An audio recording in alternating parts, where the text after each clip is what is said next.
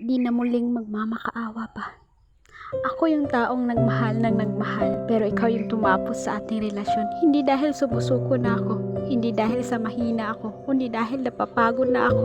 Pagod ng manatili sa taong unang pa lang ay malinaw ng di ako ang pinipili, at nakakapagod na rin magmamakaawa sa pag-ibig na ni minsan ay di binigay, na kahit ano gawin mo mananatili kang mahina. Dahil pinili mong magpaalipin sa nararamdaman mo. Pero sa pagkakataong to, hindi na ako yung taong muling luluhod sa harapan mo para lang mahalin mo.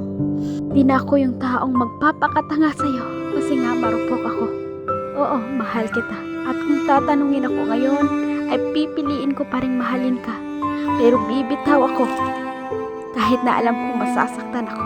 Tatalikod ako kahit na ikaw ay nasa aking harapan. Bibitaw ako kahit na hawak mo pa ang mga kamay ko kasi napapagod na ako.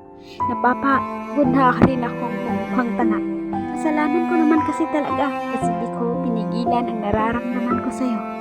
Kahit na alam ko, ako lang naman ang masasaktan sa dulo. Ako lang naman ang uuwing luhaan at uuwing talunan. Ang tanga ko, nagpaloko ako sa nararamdaman ko. Bakit pa kasi ang rupok ko? Ang rupok ko pagdating sa'yo. Bakit kasi ikaw pa yung minamahal ko? Bakit? Bakit di mo ako kayang mahalin na kahit nasaglit ay di mo magawang ako'y piliin? Mahal kita at mahal na mahal pa kita.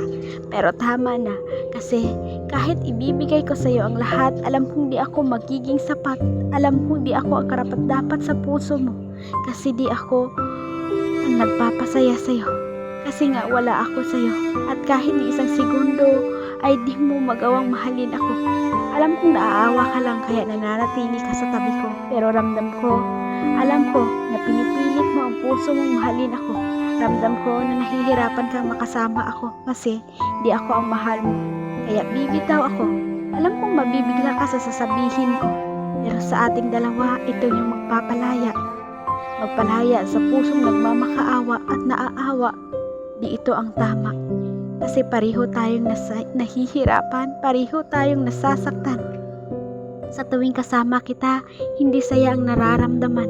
Kaya tama na ang lukuhan.